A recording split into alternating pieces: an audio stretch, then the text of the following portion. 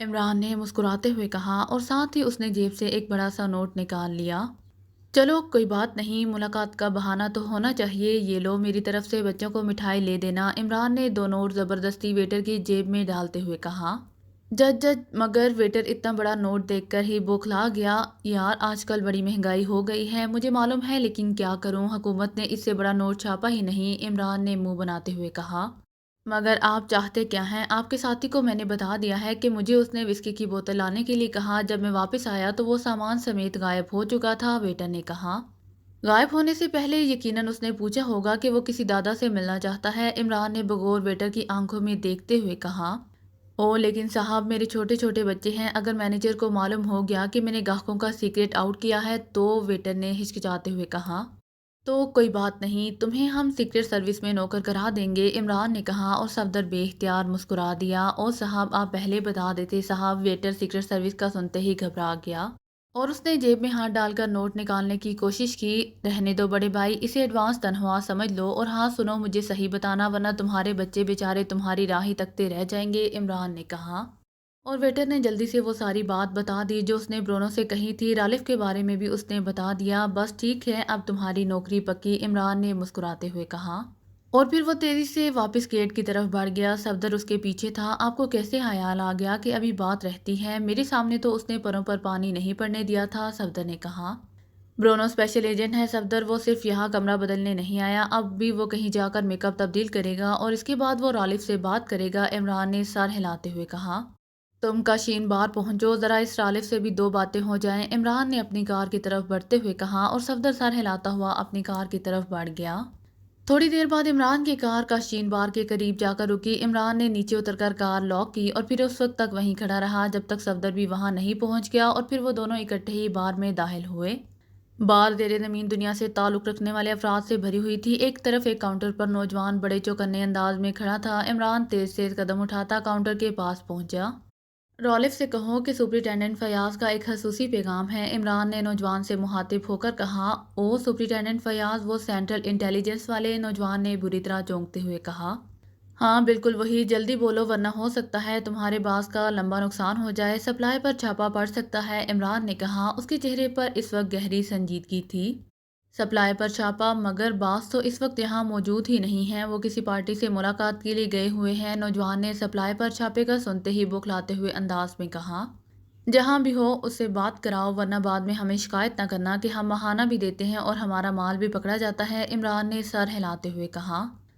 ओ अच्छा, आप तशरीफ़ रखें, मैं पता कराता हूँ, नौजवान ने परेशान होते हुए कहा और इसके साथ ही उसने रिसीवर उठाया और एक नंबर डायल करने लगा।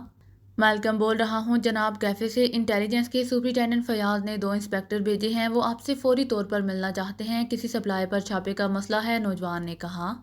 और उसने खुद ही इमरान और सफदर को सीआईडी इंस्पेक्टर भी बना दिया। जाहिर है उसने आइडिया लगाया था कि सुपरिटेंडेंट इंस्पेक्टरों को ही भेज सकता है, अब डायरेक्टर जनरल को तो भेजने से रहा। लीजिए जनाब, अब आप खुद बात कर लीजिए, बास फ़ोन पर हैं, नौजवान ने रिसीवर इमरान की तरफ बढ़ाते हुए कहा। यस, इंस्पेक्टर रहमान बोल रहा हूँ, इमरान ने लहजा बदलते हुए कहा। इंस्पेक्टर रहमान, लेकिन इससे पहले तो आपका नाम कभी नहीं सुना। दूसरी तरफ से एक रख्त लेकिन हैरत भरी आवाज़ सुनाई दी। अब तो सुन लिया है, आप फ़ौरन मिलें वरना बाद में हम आपके नुकसान के ज़िम्मेदार नहीं होंगे, इमरान ने स्पॉट लहजे में कहा। आप पैगाम दे दें, मैं इस वक्त बहुत मसरूफ़ हूँ, दूसरी तरफ से चंद लम्हों की खामोशी के बाद कहा गया। चलिए ठीक है, जब आपको फुर्सत मिल जाए तो सुपरिटेंडेंट फयाज से राब्ता कायम कर लीजिए, हम ही फारिग फिरते हैं आपकी नज़र में, इमरान ने एक रख्त लहजे में कहा और इसके साथ ही उसने हाथ बढ़ाकर रिसीवर रख दिया। उसके चेहरे पर ऐसे तासुरात थे जैसे उससे रालिफ की बात बेहद बुरी लगी हो। आओ इंस्पेक्टर, अब हमारा बास जाने और इनका बास, हमने अपना फ़र्ज़ अदा कर दिया, इमरान ने तेज़ी से मुड़ते हुए कहा। और सफदर भी इमरान के साथ हो लिया। कैफ़े के साथ ही एक मेडिकल स्टोर था जिसके साथ बरामदे में पब्लिक फ़ोन बहुत मौजूद था। इमरान ने सफदर को वहीं रुकने का इशारा किया और खुद तेज़ तेज़ कदम उठाता फ़ोन बॉक्स में दाखिल हो गया। उसने सिक्के डालकर इंक्वायरी सुपरवाइज़र के नंबर डायल किए। यस इंक्वायरी सुपरवाइज़र, राब्ता कायम होते ही दूसरी तरफ से आवाज़ सुनाई दी। Superintendent Fayaz, intelligence bureau, Imran ने इंतहाई सख्त और तहकुमाना लहजे में कहा। ओ यस सर, हुक्म फरमाइए सर, दूसरी तरफ से बौखलाई हुई आवाज़ सुनाई दी। एक फ़ोन बताता हूँ, इस फ़ोन का पता बताओ, लेकिन खूब सोच समझ कर, गलत नहीं होना चाहिए वरना, इमरान ने लहजे को और ज़्यादा करख्त करते हुए कहा। سر آپ حکم فرمائیے، ہم تو خادم ہیں، غلطی کیسی سر؟ دوسری طرف سے کہا گیا اور عمران نے اسے وہ فون نمبر بتا دیا جو اس کے سامنے کاؤنٹر مین نے ڈائل کیا تھا۔ 1 منٹ ہولڈ فرمائیے سر، میں چیک کر لوں، دوسری طرف سے کہا گیا اور پھر چند لمحوں بعد آواز دوبارہ سنائی دی، سر پتہ نوٹ فرمائیے، دوسری طرف سے کہا گیا۔ بولو، عمران نے کہا۔ سر یہ فون ڈاکٹر برکلے انکیسٹن روڈ کوٹھی نمبر 112 میں نصب ہے، ڈاکٹر برکلے کے نام پر، سپروائزر نے جواب دیا۔ اچھی طرح چیک کر لیا ہے؟ عمران نے زور دے کر کہا۔ یس سر، میں نے اچھی طرح چیک کیا ہے، سپروائزر نے بااعتماد لہجے میں کہا۔ گڈ، اب یہ کہنے کی ضرورت تو نہیں ہے کہ it is top secret, Imran نے اس بار قدرے نرم لہجے میں کہا۔ سر میں سمجھتا ہوں سر، آپ بے فکر رہیں سر، سپروائزر نے جواب دیتے ہوئے کہا، اور عمران نے اوکے کہہ کر ریسیور رکھ دیا۔ آؤ صفدر، عمران نے فون باکس سے باہر نکلتے ہوئے کہا۔ پتہ لگ گیا؟ صفدر نے کہا۔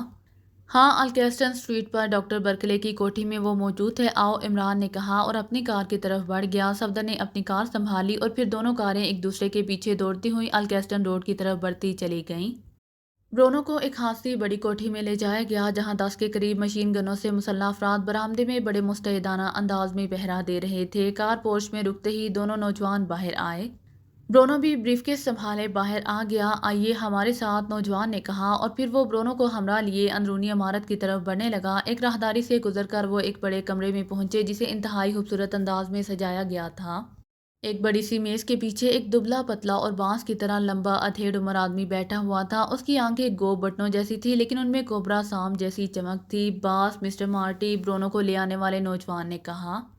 او مسٹر مارٹی، تشریف لائیے، میرا نام رالف ہے، دبلے پتلے آدمی نے مسکراتے ہوئے کہا اور پھر میز کے سامنے رکھی ہوئی کرسی کی طرف اشارہ کیا۔ برونو بڑے اطمینان سے چلتا ہوا کرسی کی طرف بڑھا اور اس نے بریف کیس ایک طرف رکھ کر کرسی سنبھال لی۔ برونو کو لے کر آنے والے دونوں نوجوان بڑے مؤدبانہ انداز میں دروازے کے قریب ہی کھڑے ہو گئے۔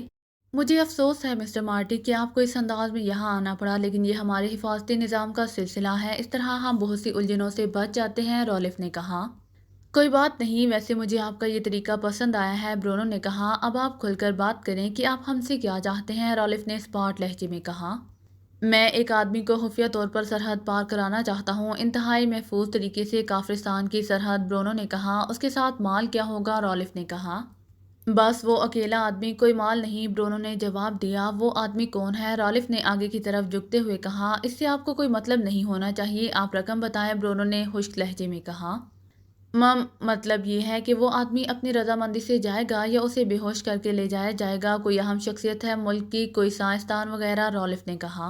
ارے نہیں، ایسی کوئی بات نہیں، وہ بس ایک عام سا آدمی ہے اور ہو جائے گا اور وہ آپ سے مکمل تعاون کرے گا، برونو نے مسکراتے ہوئے کہا۔ میں اس کھیل کو سمجھا نہیں مسٹر مارٹی، آپ کھل کر بتائیں تاکہ میں اچھی طرح سمجھ کر ہاں یا نہ کروں۔ میں بااصول آدمی ہوں اور ایک بار ہاں کرنے کے بعد چاہے دنیا ادھر کی ادھر ہو جائے، کام کو ہر صورت میں مکمل کرتا ہوں، اور جو کام میں ایک بار ہاتھ میں لے لیتا ہوں وہ مکمل گارنٹی کے ساتھ پورا کرتا ہوں، رالف نے کہا۔ اگر یہ بات ہے تو پھر سن لیجئے کہ وہ آدمی میں ہوں جو سرحد پار کرنا چاہتا ہوں، برونو نے جواب دیتے ہوئے کہا۔ او تو آپ جانا چاہتے ہیں، رالف نے اسے غور سے دیکھتے ہوئے کہا۔ ہاں، اب بولیے آپ کتنی رقم میں یہ کام کر سکتے ہیں، برونو نے کہا۔ آپ کو چیک کرنے والی ایجنسی کون سی ہو سکتی ہے، رالف نے چند لمحے خاموش رہنے کے بعد کہا۔ کوئی بھی نہیں، اور سب بھی ہو سکتے ہیں، برونو نے مبہم سے لہجے میں جواب دیا۔ مسٹر مارٹی، دراصل آپ ہم پر اعتماد نہیں کر رہے اور ویسے آپ کو کرنا بھی نہیں چاہیے کیونکہ آپ کا اور یہ ہمارا پہلا کام ہے، لیکن صورتحال جس قدر واضح ہو اس قدر ہم دونوں کا فائدہ ہے۔ پہلے تو آپ یہ بتائیے کہ آپ کا حدود اربہ اصل ہے کیا، رالف نے چند لمحے خاموش رہنے کے بعد کہا۔ حدود اربہ سے کیا مطلب؟ میرا نام مارٹی ہے اور میں سرحد پار کرنا چاہتا ہوں اور آپ اس سلسلے میں مجھ سے رقم طے کر لیں، برونو نے اس بار قدرے اکتائے ہوئے لہجے میں کہا۔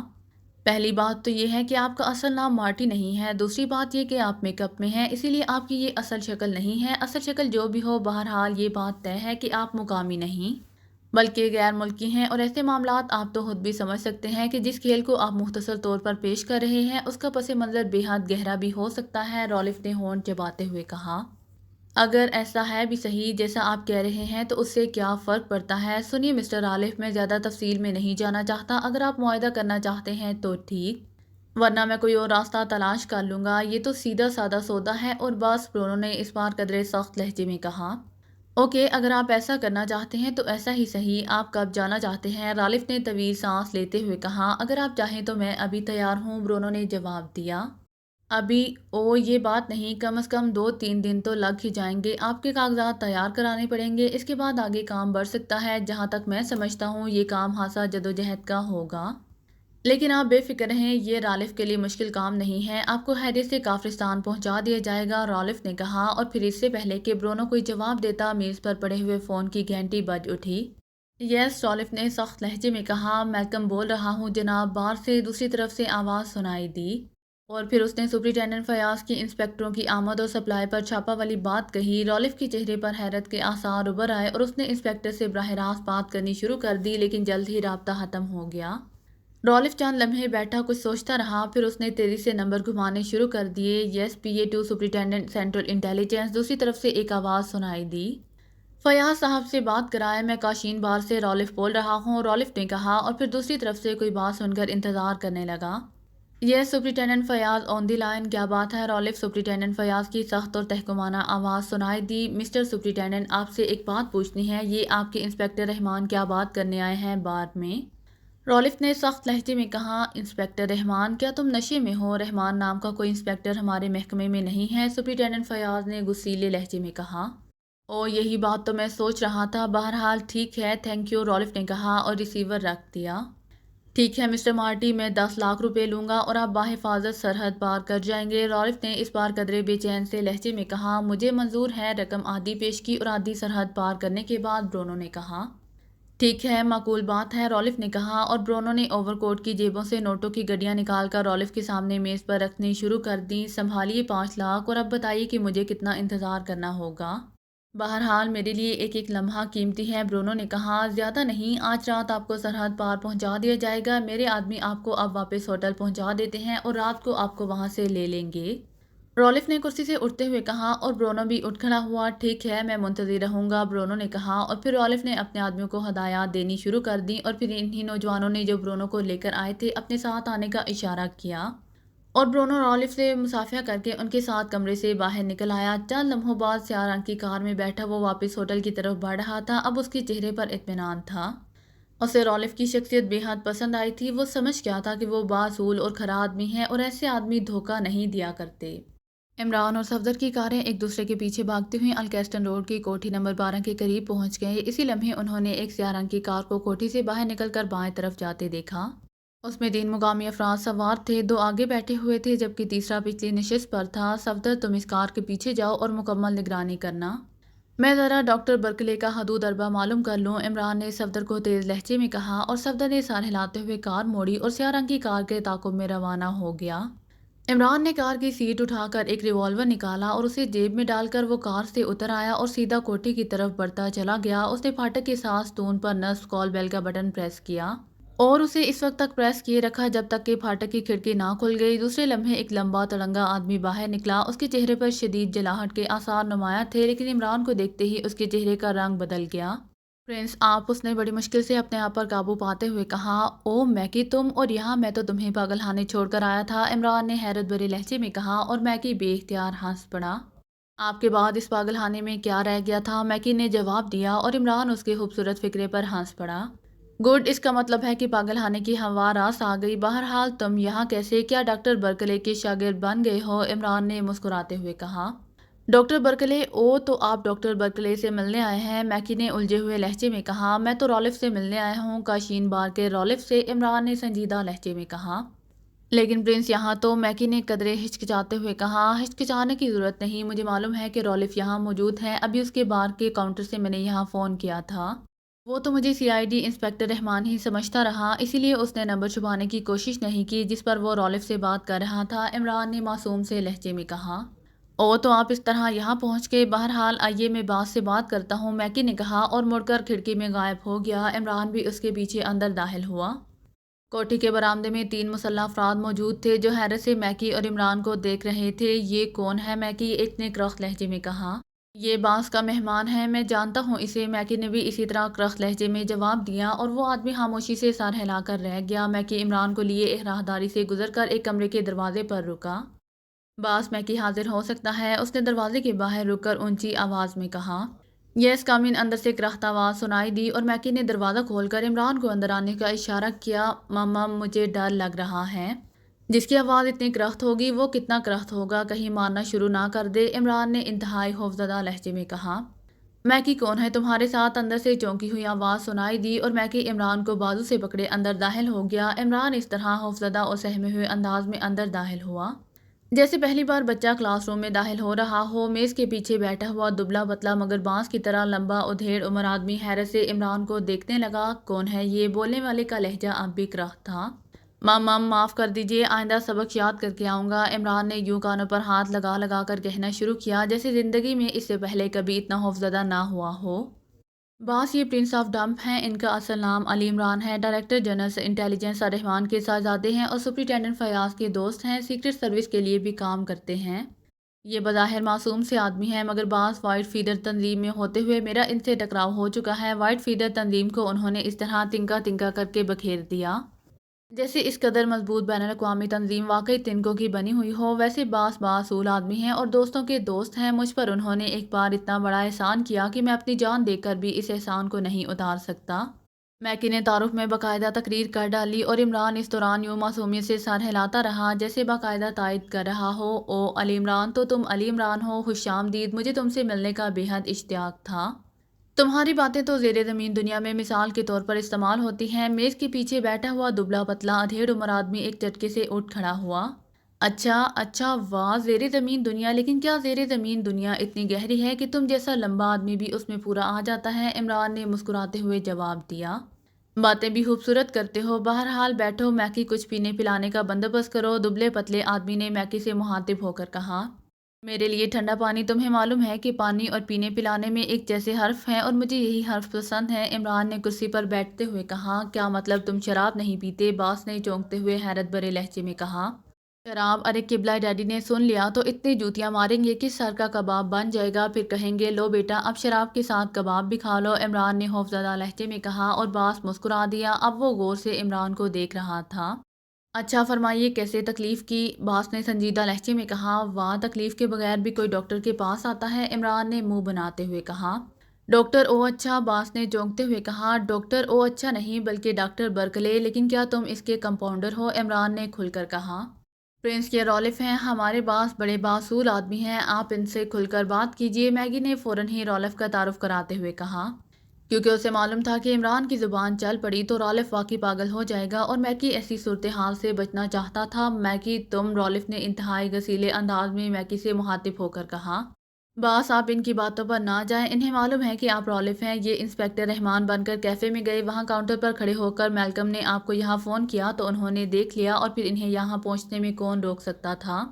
میں نے ان سے پھاٹک پر ہی بات کر لی تھی، میکی نے فوراً ہی وضاحت کرتے ہوئے کہا۔ او تو تم انسپکٹر رحمان بن کر گئے تھے، لیکن کیوں؟ رالف نے ہونٹ چباتے ہوئے کہا۔ رات میں نے استخارہ کیا تھا کہ اس شہر میں نیک بندہ کون سا ہے تو تمہارا نام بتایا گیا، چنانچہ میں تم سے ملنے وہاں پہنچ گیا، لیکن تمہارے آدمی نے کہا نیک بندے کسی سے نہیں ملا کرتے، وہ تو علیحدہ جھونپڑی میں رہتے ہیں اور اللہ اللہ کرتے ہیں، لیکن تمہیں معلوم ہے کہ جب خلوص دل سے تلاش کیا جائے تو نیک بندوں کی جھونپڑیاں جنگلوں میں مل جاتی ہیں، یہ تو شہر ہے، عمران نے معصوم سے لہجے میں کہا۔ اور رالف کے چہرے پر ایسے آثار ابھر آئے جیسے وہ فیصلہ نہ کر پا رہا ہو کہ عمران کو کس خانے میں فٹ کرے، پاگلوں کے یا عقل مندوں کے؟ آخر تم چاہتے کیا ہو؟ کھل کر بات کرو، رالف نے اس بار جلائے ہوئے لہجے میں کہا۔ ہوٹل فلیٹک کے ایک ویٹر نے میرے ایک دوست کو تمہاری ٹپ دی تھی کہ تم اسے سرحد پار کرا سکتے ہو، میں نے اس دوست سے قرض مانگنا ہے، وہ اگر سرحد پار چلا گیا تو مجھے قرض کون دے گا، اسی لیے میں تمہارے پاس آیا ہوں، مجھے اس سے کچھ قرض دلا دو، اللہ تمہیں اس کی جزا دے گا، عمران نے منہ بناتے ہوئے کہا۔ میرے پاس ایسا کوئی آدمی نہیں آیا، رالف نے کہا۔ چلو ٹھیک ہے، مگر نیک بندے تو جھوٹ نہیں بول سکتے، بات ختم۔ اچھا السلام علیکم، لیکن ایک بات بتا دوں، جب نیک بندے جھوٹ بول دیں تو پھر اس کی نیکی ختم اور اس کے بعد شیطان کی کارروائی شروع، عمران نے کہا اور دروازے کی طرف مڑنے لگا۔ میری بات سنو، میں صاف آدمی ہوں، مجھ سے کھل کر بات کرو کہ تم کس کی بات کر رہے ہو، میرے پاس تو ایسے بے شمار کام ہوتے ہیں، رالف نے سنجیدہ لہجے میں کہا۔ دیکھو رالف، جس سے تم نے بات کی ہے وہ ایک خوفناک بین الاقوامی مجرم ہے اور اس وقت پورے ملک کی سلامتی خطرے میں ہے، اگر وہ تمہاری مدد سے ملک سے باہر نکل گیا تو پھر تمہاری گردن کسی صورت میں زندہ نہیں رہ سکتی، عمران نے کہا۔ اس کے چہرے پر سختی اس قدر اونت کر آئی تھی کہ رالف بے اختیار جرجری لے کر رہ گیا۔ اگر آپ کو میری ویڈیو پسند آئے تو please like, share and subscribe کرنا مت بھولیے گا، جزاک اللہ۔